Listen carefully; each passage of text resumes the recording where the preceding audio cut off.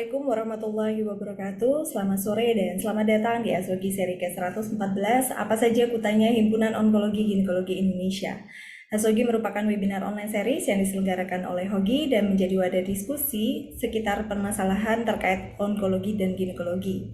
Alhamdulillah kembali lagi bersama saya Dr. Hoyrunisa yang akan menemani bincang-bincang sore kita tentunya bersama Asogi. Dan tidak lupa kami ucapkan terima kasih kepada rekan sejawat dokter, SPOG, ginekolog onkologi, serta para guru besar yang telah berkenan meluangkan waktunya secara konsisten mengikuti seri Asogi dari minggu ke minggunya. Dan seperti biasa kurang lebih selama 60 menit ke depan kita akan sama-sama berdiskusi tentunya dengan para narasumber yang sudah pakar di bidangnya. Sore hari ini sudah ada 2 orang narasumber dan moderator yang akan berbagi update ilmunya bersama kita. Izinkan saya menyapa terlebih dahulu narasumber kita yang pertama yaitu Dr. Tatit Nursetas, spesialis obstetrik ginekologi, subspesialis onkologi. Beliau merupakan konsultan onkologi ginekologi dari Fakultas Kedokteran Universitas Brawijaya di RSUD Syaiful Anwar Malang. Selamat sore Dr. Tatit. Oke, selamat sore. Assalamualaikum. Apa suara saya terdengar dengan baik? Terdengar dok. Oke, selamat berpuasa. Terima kasih dok. Baik, selanjutnya narasumber kita yang kedua yaitu Dr. Muhammad Yusuf, spesialis obstetrik ginekologi, spesialis onkologi. Beliau merupakan konsultan onkologi ginekologi dari Rumah Sakit Kanker Darmais Jakarta. Selamat sore Dr. Yusuf. Selamat sore Dr. Anissa, selamat sore semuanya, selamat sore Dr. Tatit, Selamat sore, Dr. Yusuf.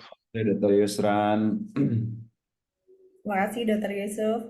Dan untuk moderator yang akan memimpin diskusi yaitu Dr. Haryadi Yuseran, spesialis obstetrik ginekologi, spesialis onkologi. Beliau merupakan konsultan onkologi ginekologi dari Fakultas Kedokteran Lambung Mangkurat, RSUD Ulin Banjarmasin, sekaligus beliau merupakan wakil sekjen Hogi. Selamat sore Dr. Haryadi. Selamat sore Dr. Ernisa. Terima kasih dok. Baik, seperti biasanya seluruh peserta ASOGI yang hadir akan mendapatkan sertifikat ber-SKPID dan untuk kehadiran peserta akan tercatat secara otomatis melalui sistem Zoom. Selama acara kami harapkan kepada seluruh partisipan ASOGI untuk bisa berinteraksi secara aktif dengan para narasumber, baik dengan mengajukan pertanyaan secara langsung dengan menekan tombol raise hand terlebih dahulu, atau bisa menuliskan pertanyaannya di kolom Q&A yang telah kami sediakan. Baik, berbicara mengenai kanker endometrium, akhir-akhir ini mungkin sering dapatkan pada mulai bergeser trennya ya pada usia reproduktif dan usia muda, mungkin karena perubahan lifestyle dan tingkat obesitas yang kian meningkat. Dan pada beberapa kondisi terkadang memaksa kita untuk mempertahankan uterus. Nah, kali ini, sore hari ini kita akan membahas bagaimana sih manajemen kanker endometrium yang konservatif. Kapan kita bisa melakukan konservatif treatment, syarat apa saja, dan bagaimana akan kita kupas bersama-sama. Namun sebelum kita beralih ke diskusi, saya akan mengundang Wakil Sekjen Hogi untuk memberikan sambutan sekaligus membuka acara ASOGI dan sekaligus sebagai moderator ya dok ya, untuk memimpin diskusi. Baik, saya persilahkan kepada Dr. Haryadi Yuseran, spesialis obstetrik ginekologi, spesialis onkologi untuk memberikan sambutan dan buka acara. Baik, terima kasih Dr. Hairunisa. Selamat sore semua, salam sejahtera kepada yang pertama saya ucapkan terima kasih yang sudah berhadir, Dr. Tatit Nurseta. Beliau ini adalah kopromotor saya dulu. Terima kasih Dr. Tatit, salam sehat selalu. Terima kasih, Dr. Haryadi. Selamat berpuasa. Baik, terima kasih Dr. Tatit. Kemudian Dr. Muhammad Yusuf, kita sering ketemu dokter, dan sehat selalu. Terima kasih waktunya. Saya hari ini diminta untuk sekaligus membuka ya acara sekaligus sebagai moderator. Saya kira tidak berpanjang lebar. Intinya mungkin permohonan maaf dulu kepada Ketua Hogi yang mungkin tidak bisa karena kesibukan beliau. Jadi saya diminta untuk membuka acara ini. Kemudian biasa karena ini acara yang sudah lama diselenggarakan dan ini berkat daripada Hogi, khususnya Ketua Hogi dan Sekjen. Saya kebetulan Wakil Sekjen yang memformula seperti ini sudah sampai hari ini ASHOGI yang ke-114. Alhamdulillah kita bisa berbagi kepada seluruh peserta yang ada di sini, yang bisa hadir, yang mungkin kita banyak berdiskusi hal-hal yang mungkin dibilang sederhana tidak, tapi kadang-kadang menyulitkan juga bagi kita mengambil keputusan. Nah, kebetulan di sini ada pakar-pakar yang bisa memberikan solusi, berdiskusi kita bersama, bagaimana kita bisa melakukan pelayanan terhadap pasien-pasien kita. Saya kira intinya di sini kita hanya berdiskusi. Saya kira itu mungkin yang perlu saya sampaikan sebagai pembuka, sekaligus saya sebagai moderator kepada seluruh yang bisa berhadir di acara online ini. Saya ucapkan selamat datang, selamat bergabung. Salam buat semua. Kita masuk ke bulan Ramadan. Mudah-mudahan selama bulan Ramadan kita bisa beribadah dengan lancar sampai nanti akhir daripada Ramadan. Saya kira itu mungkin biar tidak panjang lebar, saya langsung saja memberikan kepada kedua narasumber, mungkin memberikan sedikit preview ya, biar kita bisa membuka wacana dulu, supaya nanti sejauh kita bisa mungkin bertanya sebagai gambaran bagaimana judul kita hari ini, yaitu manajemen konservatif dari kanker endometrium. Mungkin pertama saya persilahkan kepada Dr. Muhammad Yusuf mungkin ya dok, berikan sedikit gambaran bagaimana gambaran daripada kanker endometrium yang khususnya konservatif. Kadang-kadang kita berpikir kok ini cancer tapi mau dikonservatif, apa sih solusi-solusi yang dihadapi, apa resiko ke depannya terhadap pasien tersebut. Nah, kita sebagai dokter kadang-kadang menjadi bumerang juga. Di sisi lain takut relapse, takut malah tidak ditreatment, malah diambil semua juga pasien membutuhkan kemungkinan mau hamil kembali. Saya kira itu saya persilahkan kepada Dr. Muhammad Yusuf. Ya, terima kasih Dr. Heriadi. Saya coba mau share screen nih dok.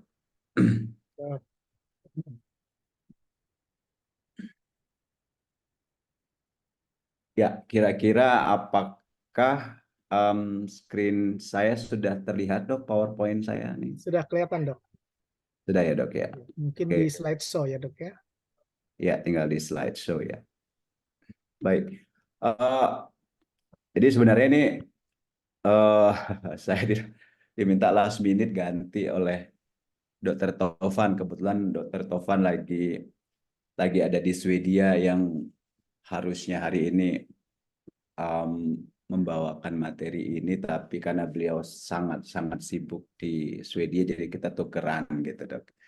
Jadi ini yang akan saya bahas adalah bagaimana penanganan konservatif pada kanker endometrium, terutama mereka yang menderita kanker endometrium pada usia muda. Kira-kira begitu dokter. Yang akan saya bahas di sini adalah bagaimana background tentang kanker endometrium di usia muda ini, kemudian resiko fertilitas untuk yang menjalani preservasi seperti apa, kemudian siapa aja kandidat yang paling eligible untuk menjalankan preservasi fertilitas pada kanker endometrium, kemudian pilihan-pilihan terapinya seperti apa, serta follow up-nya yang paling utama. Sebagai background, kita lihat di sini bahwa kanker endometrium ini meningkat karena apa? Karena majority perempuan di Indonesia usia harapan hidupnya juga meningkat. Nah, standar penanganan untuk kanker endometrium ini adalah pertama pengangkatan rahim, kemudian pengangkatan indung telur, kemudian melakukan evaluasi dari kelenjar getah bening. Nah, ini pada kasus yang paling banyak adalah postmenopause, gitu ya. Namun faktanya hari ini kita lihat 4,5% insiden kanker endometrium itu terjadi pada usia 40 tahun, gitu, atau bahkan lebih muda.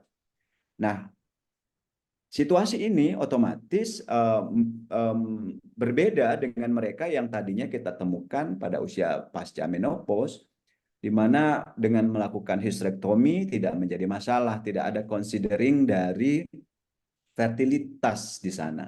Sementara pada usia 40 tahun ke bawah, ini fertilitas menjadi satu isu utama. Sementara di satu sisi mereka menderita kanker. Ada isu kanker, ada isu fertilitas, ada isu ada isu yang sangat concern dengan nyawa, ada isu yang hanya status sosial. Kita mencoba untuk mengkolaborasi, mengakomodasi ini gitu. Nah, approach pada usia-usia seperti ini yang paling utama adalah kita berikan terapi progestin gitu ya. Nah, untuk selanjutnya nanti setelah cukup anak, ketika selesai melahirkan, baru kita sarankan untuk operasi. Ini sebagai background. Nah, sekarang kita lihat seperti yang saya sampaikan bahwa kanker endometrium ini pada umumnya terjadi pada usia pasca menopause, terutama di negara-negara yang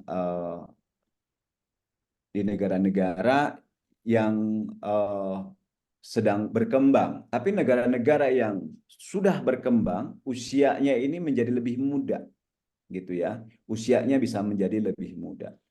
Nah, kalau misalkan kita lihat insidensi dari kanker endometrium ini meningkat karena adanya peningkatan usia harapan hidup serta peningkatan status gizi. Sometimes orang bukan status gizi menjadi baik, tapi bahkan menjadi obes gitu populasinya. Dan ini kalau misalkan dilihat dari database yang ada, 4% dari populasi. Nah, pada kondisi seperti itu, maka concern utama adalah bagaimana mempreserve fertilitas. Namun, mempreservasi fertilitas itu juga ada resikonya gitu. Mereka-mereka yang memang dipertahankan uterus dan ovariumnya itu ada beberapa resiko yang harus kita sampaikan kepada pasien. Di mana kalau misalkan kita lihat pada kanker endometrium yang kita preserve uterus dan ovariumnya, kita ada kesempatan untuk tidak bisa mendeteksi stadium kanker endometrium yang mungkin saja sudah lanjut. Kemudian kita juga tidak bisa mendeteksi adanya kemungkinan kanker ovarium yang grade-nya itu lebih dari grade 1. Kira-kira begitu. Nah, dengan kita mempreserve ovarium, kita juga ada potensi atau risiko untuk tidak bisa mendeteksi kanker ovarium yang memang juga bersamaan tumbuhnya dengan kanker endometrium, double primer. Karena apa? Karena risiko untuk terjadinya kanker endometrium dan kanker ovarium yang muncul secara sinkronus itu pada kasus-kasus seperti itu lumayan relatif tinggi, 25% pada pasien usia muda gitu. Nah, dengan kita menurunkan, artinya dengan kita menganggap bahwa oke, ini low risk endometrial cancer, maka kita sudah menafikan apa yang mungkin terjadi atau resiko malignansi pada ovarium itu sendiri. Nah, kemudian ada satu data yang memang tidak bisa kita abaikan, bahwa pasien yang terdiagnosis kanker ovarium pada usia muda, maka dia itu curiganya untuk menderita Lynch syndrome itu sebagai underlying munculnya kankernya itu relatif tinggi dibandingkan kanker jenis yang lain gitu. Artinya memang inilah risiko-risiko yang ada. Dengan kondisi seperti ini, risiko yang ini muncul, maka sebenarnya fertilitas harus kita korbankan gitu. Tetapi kan kita sebagai dokter harus berusaha untuk mengakomodir apa kebutuhan pasien, tapi risiko-risiko yang ini kita harus identifikasi terlebih dahulu. Sehingga betul-betul mereka-mereka yang masuk dalam kandidat untuk di preserve fertilitasnya adalah mereka-mereka yang aman, yang di luar dari ini tadi gitu. Nah, bagaimana steps of plan-nya? Step of plan-nya kita pertama yaitu kita lihat siapa kandidatnya yang untuk dipreservasi fertilitasnya. Setelah kita tentukan siapa kandidatnya, kita lakukan hysteroscopy atau kuretase untuk evaluasi. Kemudian kita lakukan hormonal terapi dan kita lakukan reassessment 6 bulan. Ini penting untuk kita tutup, kita pagari waktunya gitu. Jadi tidak lebih dari itu gitu. Karena apa? Nanti kita akan bahas. Nah, siapa aja kandidat yang layak atau eligible untuk dipreservasi ovariumnya? Yang pertama, mereka yang menderita kanker endometrium, tapi tipe kansernya adalah endometrioid type. Kemudian, pasien masuk dalam kategori stadium 1A, yang mana kankernya di sini masih terbatas di dinding rahim atau bahkan kurang dari 50% invasi ke myometrium. Gitu ya. Atau bahkan lebih strict lagi di sini, tidak ada invasi ke dalam myometrium menjadi satu kandidat utama di sini. Gitu. Kemudian tidak adanya ekstensi dari kanker yang di endometrium itu ke organ-organ luar dari uterus. Bisa kita lihat dari PET scan misalkan. Atau bisa kita lihat dari MRI, CT scan, atau bahkan dengan transvaginal ultrasound dikombinasi dengan USG whole abdomen. Nah, berikutnya yang menjadi kandidat adalah good patient compliance. Artinya pasien di sini harus betul-betul manut. Oh ya, udah jelas, udah. Putus Harus sebentar. betul-betul manut. Kemudian memang pasiennya pengen hamil gitu. Kemudian setelah kita lakukan terapi konservasi, maka harus segera direncanakan atau dijalankan program kehamilannya as soon as possible. Nah, bagaimana cara kita mengeksklud gejala stadium lanjut tadi dan diferensiasi sebelum kita berikan progestin? Nah, ini yang mungkin bisa menjadi satu surrogate markernya gitu ya. Jadi kalau misalkan kita lihat progestin itu, Dok, kalau misalkan kita lihat itu dia hanya respon ya pada stadium 1 pada perempuan yang usia di bawah 40. Itu studi dari Duska.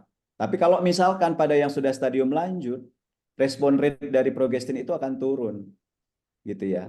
Akan turun gitu. Sehingga ini sebagai surrogate markernya lah. Stage 1, grade 1, perempuan di bawah 40 tahun, kita harapkan progestin terapi responnya itu sangat tinggi. Nah, bagaimana kita menentukan stadium 1-nya? Paling penting di sini untuk melihat grade tumornya, apakah ada invasi di myometriumnya. Kenapa? Kalau misalkan grade 1 tanpa ada mutasi, tanpa ada invasi, kita anggap bahwa risk of metastasis ke node-nya itu kurang dari 1%. Dengan kondisi seperti ini, kita akan berharap bahwa 5 years PFS-nya itu lebih dari 95%. Sehingga penting untuk menentukan stadium 1A tadi. Nah, bagi kandidat yang utama adalah hanya perempuan yang dengan kanker endometrium stage 1A dengan grade 1. Yang memiliki dengan kondisi seperti ini kita beranggapan bahwa chance dia untuk respon terapi dengan progestin sangat tinggi. Gitu ya. Dan kemudian akan kecil kemungkinannya untuk menemukan case yang stadium lanjut di kedepannya gitu. Ini adalah konsensus dari ESGO, ESRE, dan ESG untuk kapan kita berikan terapi fertilitas preservation pada pasien-pasien dengan endometrial cancer. Nah, ini terapi optionnya ya dok. Terapi option yang paling mungkin pertama kita berikan adalah hormon terapi. Hormon terapi di sini kita dalam rekomendasi, dalam konsensus ini, pilihan terapinya yang paling baik adalah histeroskopi reseksi dilanjutkan dengan hormon terapi. Hormon terapi bisa diberikan oral progestin atau dengan LNG-IUS. Nah, ini diharapkan dengan melakukan terapi seperti ini, maka keberhasilan juga akan tinggi. Kemudian kombinasi antara progestin dan LNG-IUS ini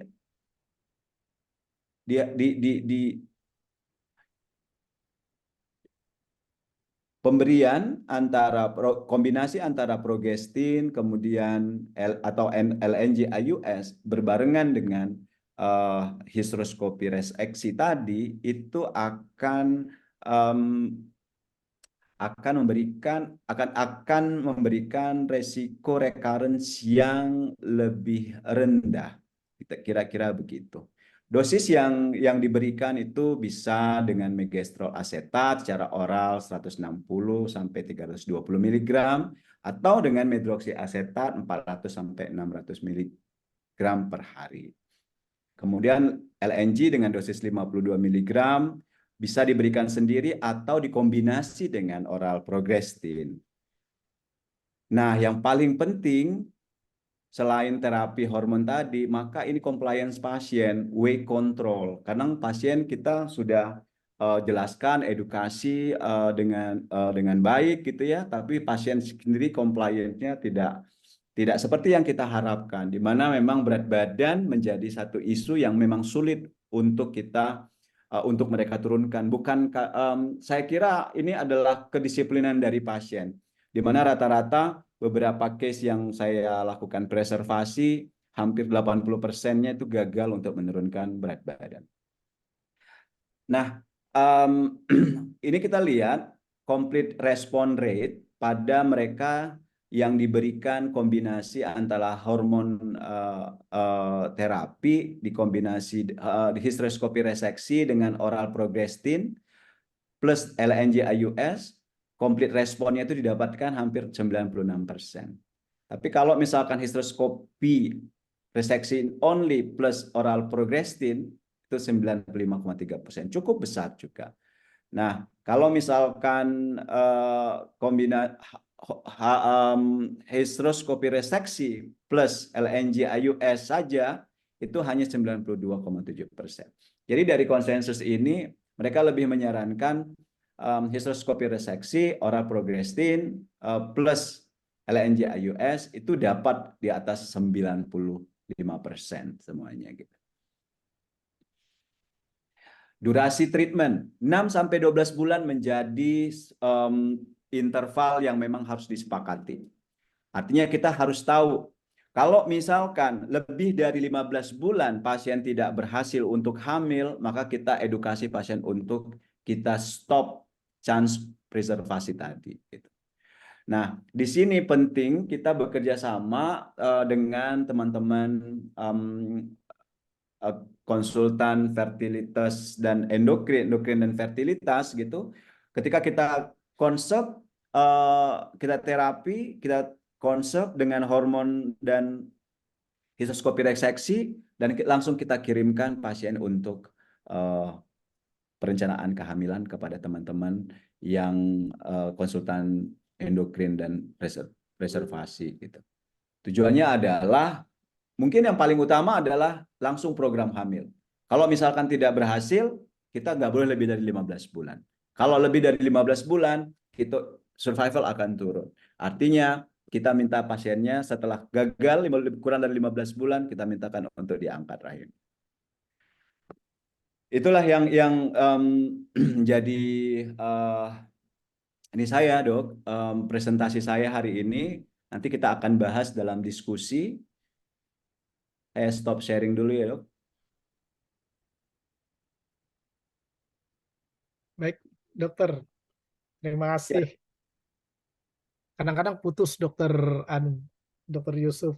Nggak apa-apa, mungkin sinyal dok. Ya. Baik, terima kasih apa yang sudah dipaparkan oleh Dr. Yusuf tadi, singkat, cukup jelas. Jadi apa yang disebutkan dari sudut pandang apa sih resiko mempertahankan kandidat yang bagaimana dan pilihan pengobatan sampai follow up. Baik, saya kira kepada seluruh peserta mungkin kalau ingin bertanya silahkan diketik di chat atau question and ask-nya. Dan selanjutnya saya persilahkan mungkin paparan sedikit mungkin kepada Dr. Tatip Nurseta memberikan gambaran tentang manajemen daripada endometrial cancer. Saya persilahkan Dr. Tatip. Oke, terima kasih Dr. Haryadi. Mungkin saya cuma 4 slide saja ya. Tadi sudah banyak diuraikan Dr. Yusuf ya. Saya cuma 4 slide saja. Apakah sudah Sudah kelihatan, Dok? kelihatan ya? Cuman tinggal mencet share screen-nya ini.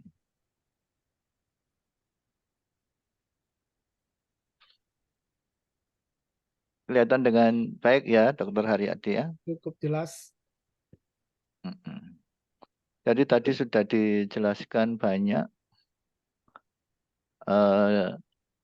dengan Dr. Yusuf. Jadi saya cuma 3 slide menyusul untuk poin-poin saja untuk point of view bahwa konservatif manajemen itu memang yang utama untuk fertility preservation ya pada ibu-ibu yang ingin hamil. Dan yang kedua dan tidak kalah pentingnya adalah unsuitable surgical candidates.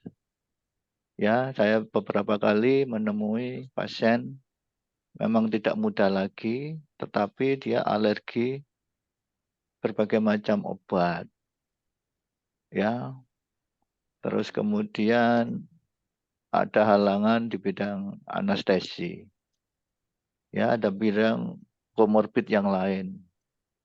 Misalnya jantung yang berat, ya, ada komorbid-komorbid yang menghalangi terapi atau menghalangi operasi. Ya.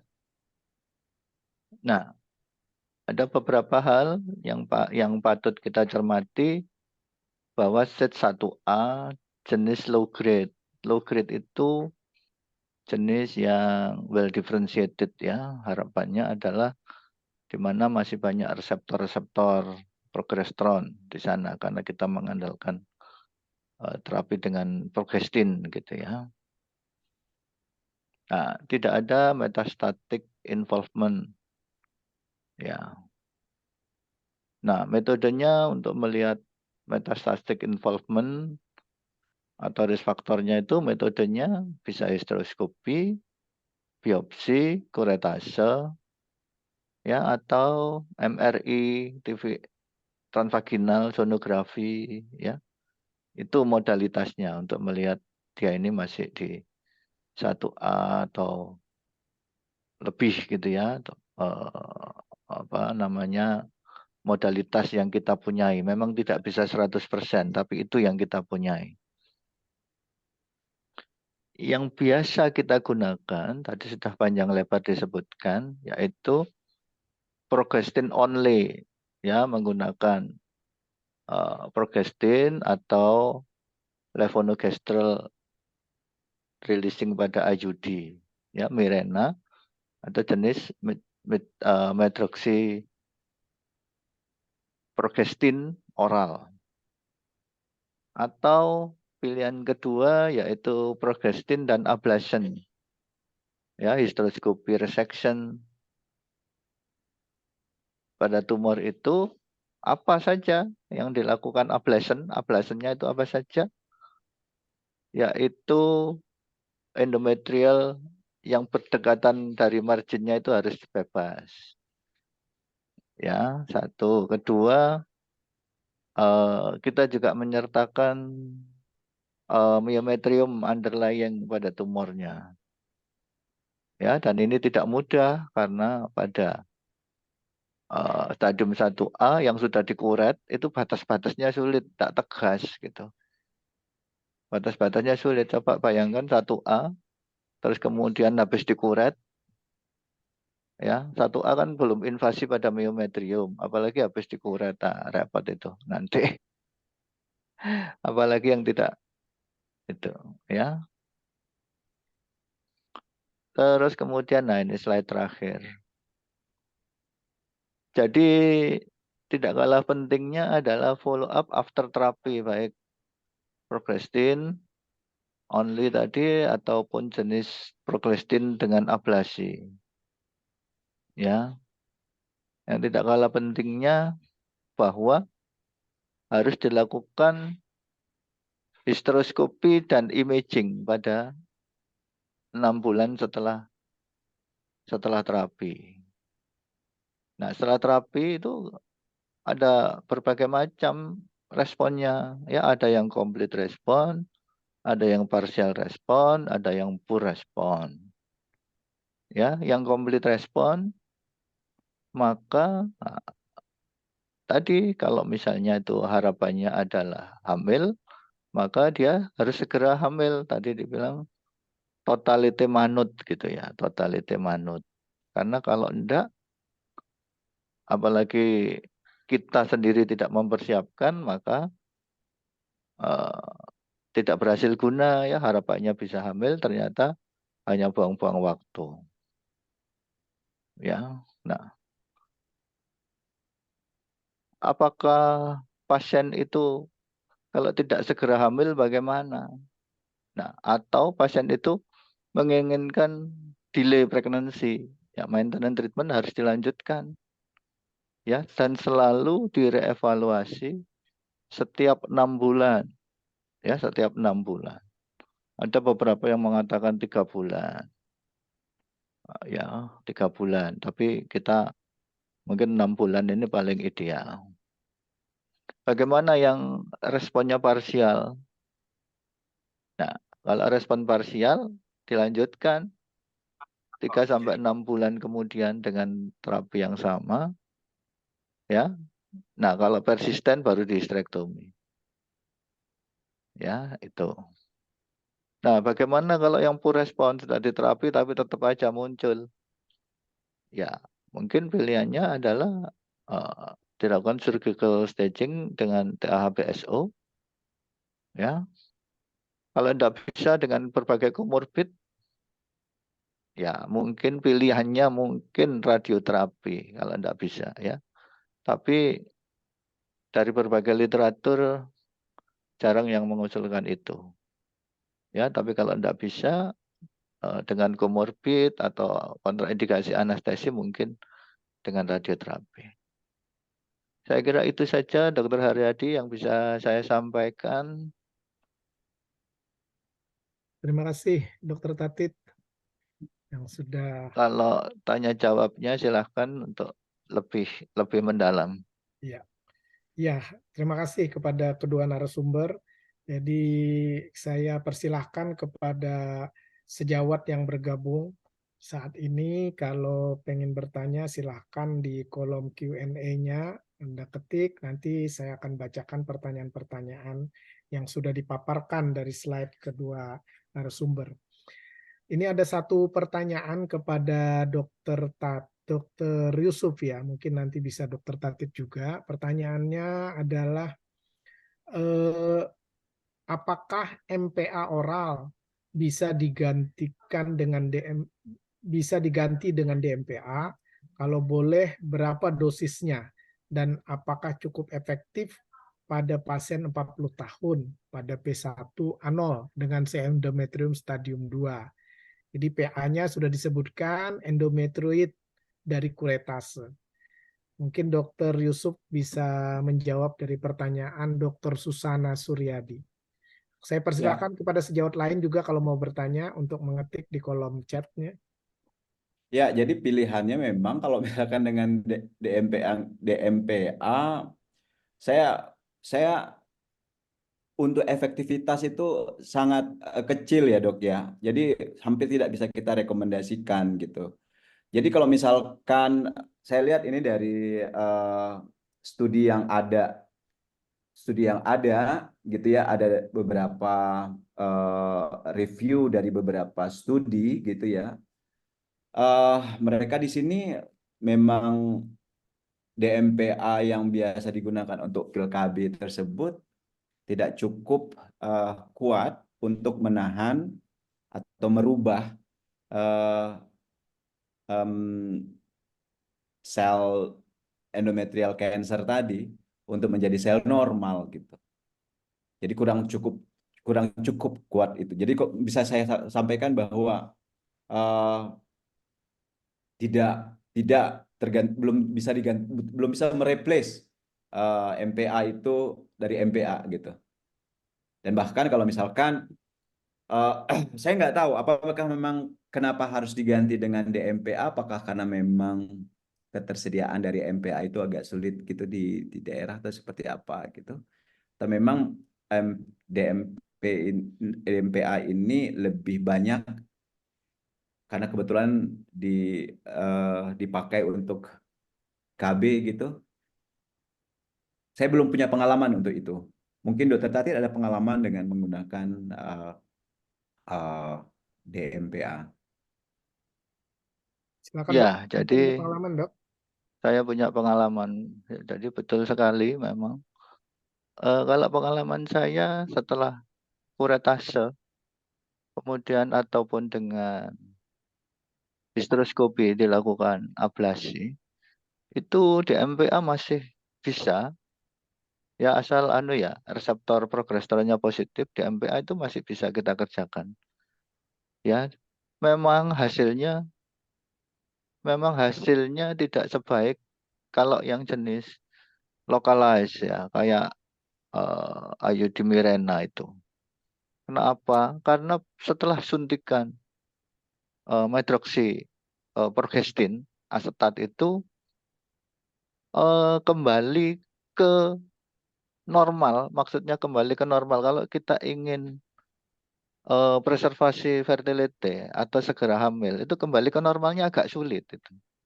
Makanya tidak diinginkan tidak diinginkan atau menjadi line bukan first line, second line, tapi mungkin 24th line mungkin.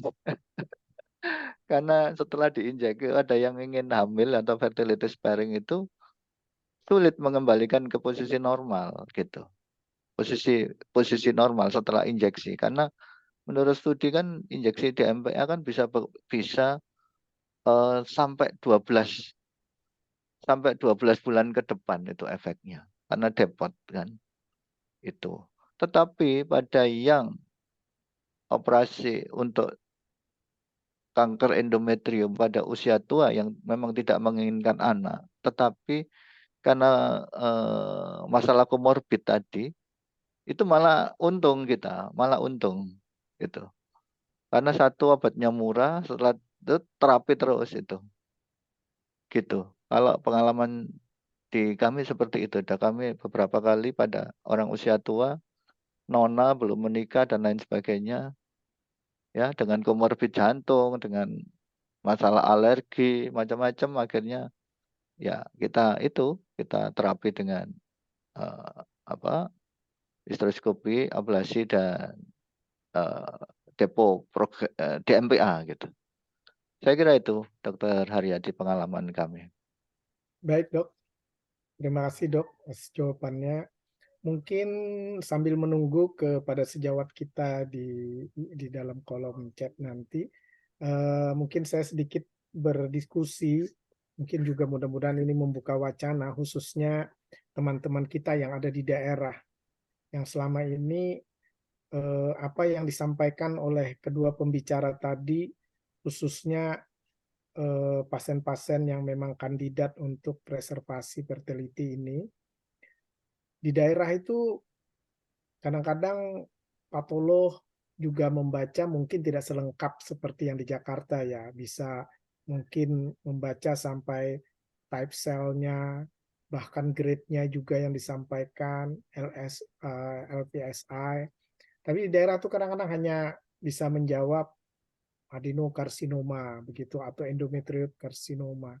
Nah, hal-hal seperti ini apakah bisa menjadi kandidat untuk pasien-pasien yang memang kita tidak tahu grade-nya aja juga kita tidak tahu ya biasanya, kecuali ada kolaborasi dengan patolog, baru mungkin bisa membuat suatu kesimpulan dalam ekspertise daripada patolog. Hal-hal seperti ini apakah bisa jadi kandidat? Ke siapa Dokter Oke, Heriadi? silakan Dokter Yusuf sambil Ya. menunggu chat. Ya begini Dokter Heriadi, saya kok ya tidak sepakat ya Dok ya kalau misalkan patolog di kota lengkap, patolog di daerah tidak lengkap gitu. Karena hasil ekspertise itu adalah produk dari profesionalisme gitu. Harusnya apa yang dibaca oleh mereka dokter patolog yang ada di Jakarta harusnya sama dengan dokter patolog yang ada di daerah gitu. Nah, dasarnya kan mereka juga sama, WHO gitu kan ya. Jadi apa yang direkomendasikan dari WHO, yang dikeluarkan oleh rekomendasi WHO itu untuk menjadi ekspertise, itulah yang menjadi dasar mereka gitu. Harusnya itu. Dan kalau misalkan masih ketahuan tidak lengkap seperti yang kita inginkan klinisi, mungkin kita bisa menegur, bukan kita yang menegur, kita bisa sampaikan ke komite medik dan lain-lain gitu ya. Atau ya persuasif approach dulu lah gitu. Nah, tapi kalaupun faktanya memang kita temukan gambaran hanya adenokarsinoma atau endometrioid type saja tanpa ada diferensiasi gitu. Saya tidak pada tempatnya kita konservasi ini case gitu. Kita harus pastikan dulu dia masuk kandidat apa tidak. Artinya kita harus review kan. Kenapa? Kalau misalkan kita langsung melakukan preservasi, faktanya bahwa ini grade 3, kita lihat bahwa grade 3 itu node involvement-nya itu udah lebih dari 7% gitu ya. Bahkan bisa sampai 18%.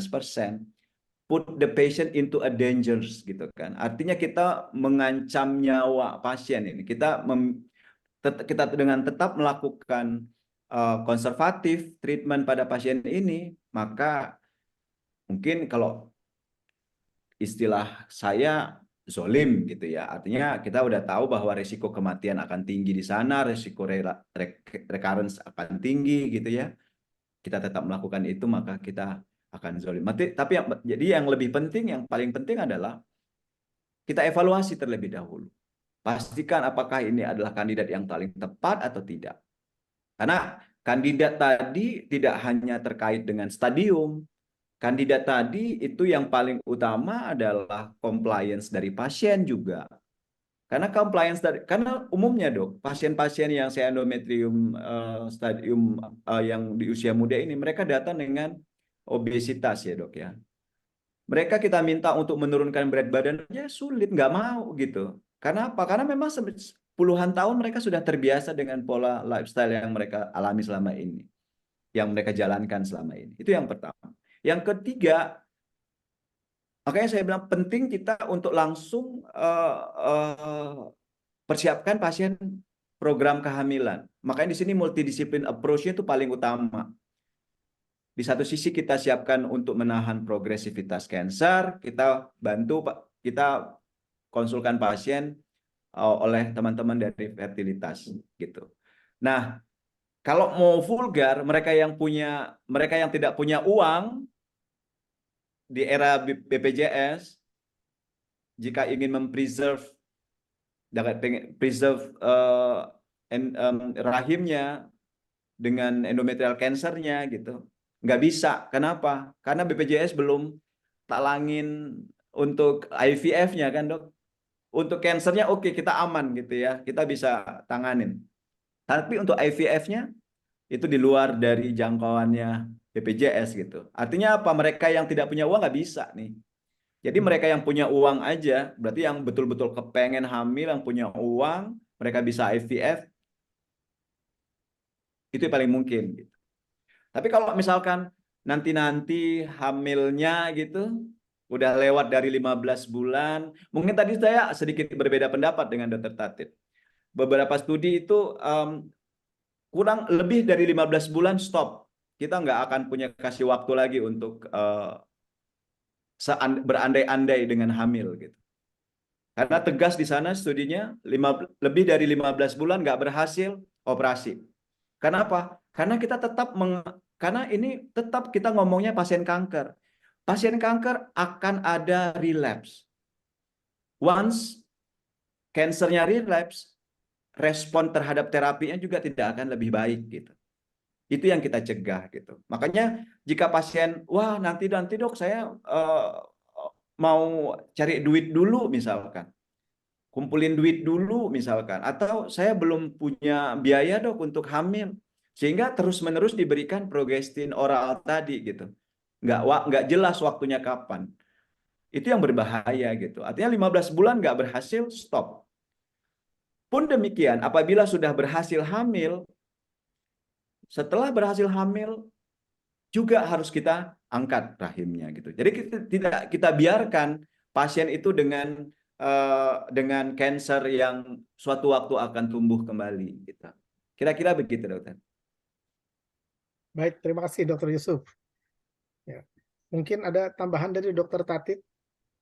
Ya, jadi kalau memang dokter pengalaman kita, jangankan di daerah ya, di Malang saja, jadi mereka cuma nulis endometrioid gitu. Nah, baru kalau kita kejar, baru dia menyebutkan ini grade 1, 2, atau 3. Ya, selama ini kalau kita tujuannya operasi, mungkin endometrioid aja kita sudah senang ya, sudah puas ya. Karena ini langsung dioperasi misalnya gitu. Dengan MRI atau dengan TVS. Tapi kalau akan berbeda kalau ini adalah mau preservasi. Kan gitu ya. Nah, seperti kita ketahui yang poor prognosis adalah grade 3. Ya, grade 3. Malah ada yang sebagian mengatakan bahwa grade 3 itu masuk tipe 2 karena poor prognosis. Jadi istilahnya kalau sudah grade 3 enggak main-main gitu. Kenapa grade 3 enggak main-main? Karena diferensiasi buruk. Diferensiasi buruk itu reseptor progesteronnya buruk. Dia tidak terbentuk reseptor yang sempurna. Kalau reseptornya tidak terbentuk sempurna, maka kita juga tidak akan berharap kalau dikasih progestin atau jenis-jenis terapi hormonal progestin atau yang lain itu reseptornya akan bisa menerima gitu. Jadi kalau masih grade 3 masih grade 1. Nah, yang dapat kalau yang grade 2. Nah, grade 2 ini ya. Nah, tetapi kalau well differentiated dengan grade itu, kita tidak usah terlalu istilahnya terlalu uh, uh, kita istilahnya kita terlalu banyak berpikir kemudian otot-ototan mau kemana, tetapi yang jelas adalah kalau grade 2 bahwa risiko residif atau risiko relapse itu lebih sedikit dibanding dengan yang grade 3 ya, tetapi reseptornya di situ sudah terbentuknya tidak sempurna juga, tapi mungkin masih ada yang sempurna ya. Tapi kalau berandai-andai grade 2 atau grade 3, saya tidak menganjurkan untuk dilakukan konservatif ya, saya menganjurkan langsung dilakukan hysterektomi ya, seperti itu. Baik, Dokter Tatit, ini kebetulan ada pertanyaan dari yang bergabung. Kalau kita melakukan terapi konservatif, tetapi menggunakan regimen kemoterapi, ini adriamycin atau karboplatin atau paclitaxel nih pengertiannya, dibandingkan dengan menggunakan hormonal terapi. Nah, apakah tempatnya tanpa menggunakan hormonal, tapi langsung diberikan kemo, tapi tetap namanya dianggap ini satu ya mungkin gitu ya dengan kandidat-kandidat tadi lah. Silahkan mungkin Dokter Yusuf dulu, Dok. Jadi siapa namanya ini? Dari Dokter Leni Yusuf ya, sama Yusufnya nih, Dok. Oke, mohon maaf. Yusuf Hamka mungkin. Dokter Muhammad Faisal. Dokter Muhammad Faisal. Oke, Dokter Muhammad Faisal. Jadi yang dinamakan konservasi di sini preservasi fertilitas di sini kita mempreservasi uterus dan kita juga mempreservasi ovarium. Gitu ya. Oleh karena itu kita berikanlah namanya hormonal terapi yang tidak merusak dari fungsi-fungsi uterus dan ovarium tadi. Tapi kalau misalkan kita berikan kemoterapi, betul sel kansernya bakalan mati gitu ya. DNA dari sel kansernya bakal mati. Tapi juga karena ovarium itu sel telur itu adalah sel yang memang sedang membelah diri, dengan diberikannya kemoterapi dia juga akan rusak. Artinya nggak sampai maksud dan tujuan kita untuk mempreservasi tadi itu nggak sampai gitu. Ya, maka dari itu tidak tepat kalau misalkan kita berikan kemoterapi sebagai salah satu ajuvan untuk preservasi fertilitas pada kasus kanker ovarium. Jadi tidak tepat. Kira-kira begitu, Dokter Heriadi. Terima kasih mungkin dokter. Mungkin saya berlanjut aja bertanya masih sambil menunggu pertanyaan dari sejawat. Kalau teman-teman sejawat kita di daerah dan sudah menggunakan sistem treatment plan yang step-step plan yang disampaikan tadi, terus sampai ke follow up dokter, kapan teman-teman kita ini kalau sudah diberikan dengan progestin, efek progestin juga bisa berpengaruh kan terhadap gangguan menstruasi. Sebelum 6 bulan, mungkin kapan ya harusnya dikonsultasikan atau diteruskan pengobatan seperti yang disampaikan tadi? Mungkin buat teman kita di daerah mungkin, Dok. Maksudnya gimana, Dok? Kurang paham saya. Kalau sudah kita melakukan kita konservatif manajemen terhadap kandidat pasien yang sudah mengikuti pola-pola tipe 1, diferensiasinya, kemudian endometrioid, compliance-nya bagus, ternyata di treatment dengan progestin mempunyai efek samping, anggaplah gangguan menstruasi, kapan yang harus dilakukan, dikonsultasikan kembali kepada onkolog lah, sampai kapan?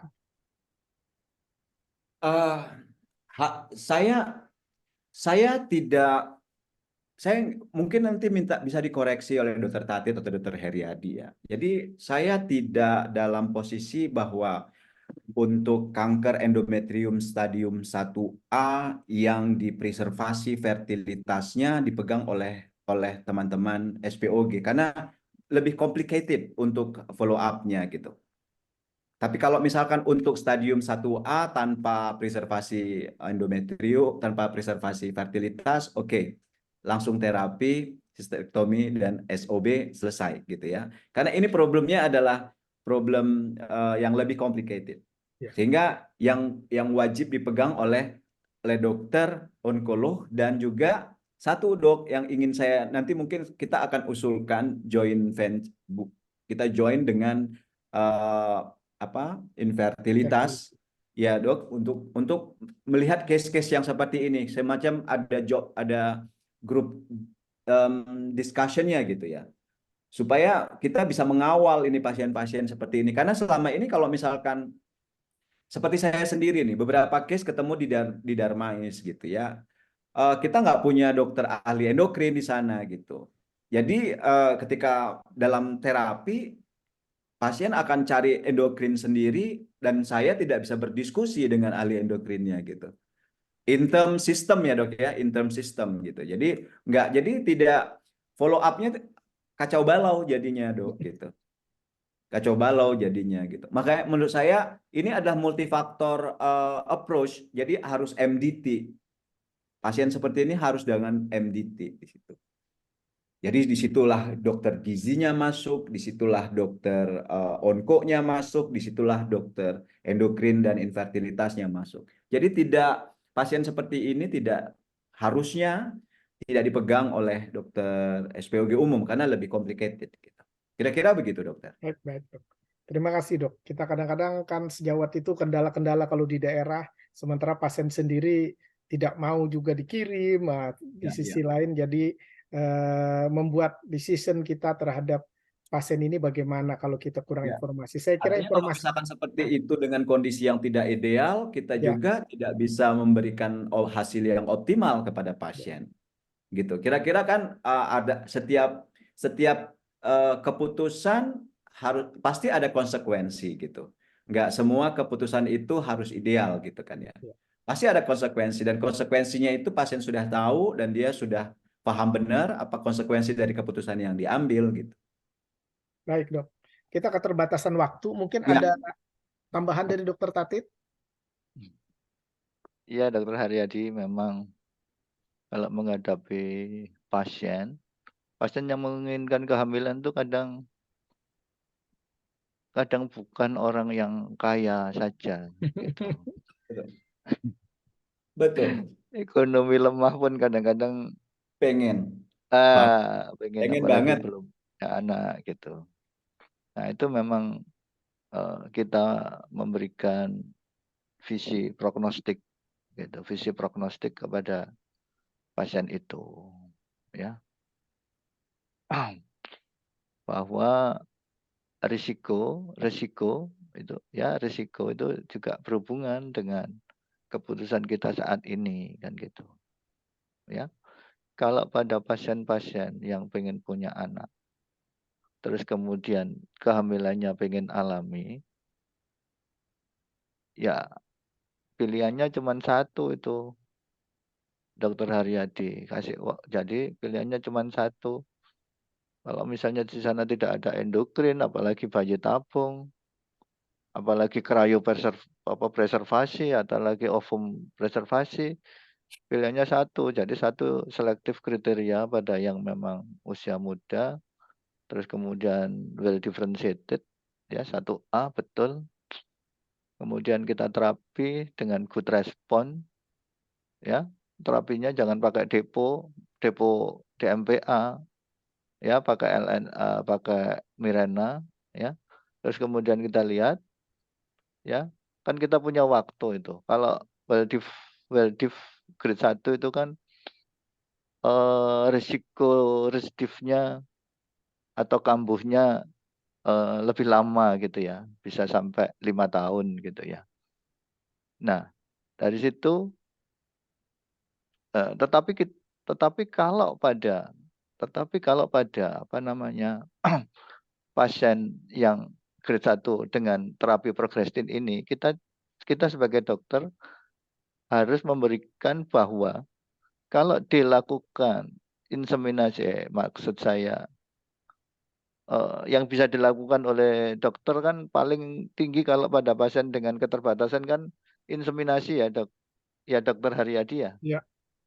Paling tinggi inseminasi. Jadi kita inseminasi kan gitu ya. Kita pastikan ovutest, ya, kita pastikan ovutest bahwa terjadi apa namanya terjadi produksi ovum, terus kemudian kita inseminasi, ya. Tetapi ya tadi kembali ke diktum lagi bahwa 6 bulan harus kita evaluasi. Itu kalau saya karena yang menginginkan kehamilan kadang-kadang bukan orang yang berpunya saja gitu. Saya kira Jadi gitu, Dokter Dokter Haryadi. Husul, Jadi kita Silakan Dokter Dokter Istel. Haryadi, Dokter Tatit. Ini kan sama, itu kan hak asasi, nggak pasien yang dari kaum, terutama dari yang kelompok ekonomi yang lemah, mereka juga tidak pengen kena kanker gitu kan ya. Dan di satu sisi juga memang juga mereka berhak untuk hamil gitu. Nah, artinya di sini kan ada satu peran negara yang harus juga peran negara yang harus dirasakan oleh mereka. Jadi kalau misalkan pada populasi umum IVF itu tidak ditanggung oleh BPJS, harusnya menurut saya dengan kondisi populasi yang kecil seperti ini, itu udah berubah gitu. Gitu ya. Nah, bagaimana ini bisa muncul keputusan seperti ini? Mungkin itu masukan dari kita-kita gitu, perhimpunan. Perhimpunan bekerjasama dengan perhimpunan Hiferi, Hogi dengan Hiferi, kemudian duduk bersama menentukan kriteria pasien gitu ya, kita ajukan ke P2JK gitu ya. Harapannya itu akan diambil alih oleh BPJS gitu. Tapi kan yang menentukan kita gitu.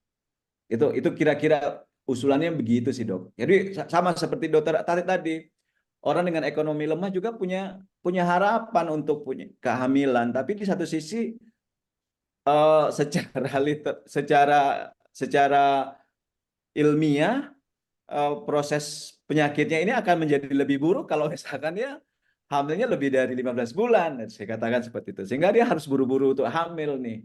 Untuk buru-buru bisa hamil, nggak mungkin dia tanpa ada bantuan dari proses kehamilan itu sendiri. Kira-kira gitu, Dokter. Baik, Dokter Tatit, Dokter Yusuf, terima kasih atas wacana yang diberikan. Pasti ini bermanfaat buat kita semua, teman-teman yang mungkin hadir di sini, bagaimana memanajemen pada pasien-pasien dengan konservatif endometrial cancer. Problem yang memang tadi sudah disampaikan, masalah fertilitas, di sisi lain cancer yang berkembang, di sisi lain fertilitas yang diinginkan. Jadi dua mata pisau yang saling sulit yang harus kita pilih, dan resikonya juga kepada yang memberikan informasi akhirnya dan yang memanajemen. Tapi di sisi lain, kata dokter tadi juga, ya tanggung jawab pemerintah, himpunan, yang bagaimana bisa membuat masyarakat seluruhnya maunya itu mendapatkan pelayanan sesuai standar keilmuan yang terbaru. Tapi kondisi sekarang kan agak menyulitkan ya. Pemerintah nggak mampu juga semua, nyatanya BPJS juga sampai sekarang sudah agak kebingungan. Apalagi ke depan, kalau klaimnya tambah besar, BPJS tergerus juga uangnya nanti suatu masa iurannya sudah mulai stuck dia. Pada masanya sudah tercover semua, stuck dia. Sementara nanti klaimnya bertambah terus, habis juga uang BPJS nanti. Oke lah, enggak apa-apa. Paling tidak ini membuat wacana kepada teman-teman kita, paling tidak memberikan informasi apa-apa yang harus dipilih pada pasien-pasien pada kanker endometrium usia muda khususnya, resiko terhadap fertility-nya bagaimana, kandidat yang dipilih, pilihan terapi, sehingga ini menjadi bahan buat diinformasikan kepada pasien. Saya kira itu mungkin. Terima kasih banyak kepada dua pembicara. Mudah-mudahan ini menjadi bekal buat kita semua, juga teman-teman, sehingga bisa memberikan pelayanan yang terbaik, yang update yang seperti sudah disampaikan tadi. Saya kira itu semua. Terima kasih. Salam sehat selalu. Saya akhiri dari acara ini dan saya kembalikan kepada Dr. Hairunisa. Terima kasih. Saya tutup. Terima kasih. Wassalamualaikum Selamat warahmatullahi menunaikan wabarakatuh. ibadah Salam puasa, sehat selalu. Dokter Adi, Dokter Yusuf, Waalaikumsalam. Terima Dokter kasih. Koirunisa, ya. Baik, luar biasa ya, lengkap dan komprehensif pembahasan kita sore hari mengenai tata laksana konservatif pada kanker endometrium. Kami ucapkan terima kasih banyak untuk para narasumber dan moderator yang sudah berkenan berbagi ilmunya sore hari ini, Dr. Haryadi, Dr. Tatit, Dr. Yusuf. Sudah 60 menit lebih kita berdiskusi, sampailah kita di akhir acara. Terima kasih banyak atas perhatian dan atensi seluruh peserta ASOGI, dan memasuki hari kedua Ramadan ini kami mengucapkan selamat menunaikan ibadah puasa dan selamat menjelang waktu berbuka puasa bagi yang menjalankan ibadah puasa. Jangan lupa untuk kembali mengikuti seri ASOGI ke-115 dengan tema manajemen kanker endometrium tanggal 20 Maret 2024 pukul 15.30 waktu Indonesia bagian Barat.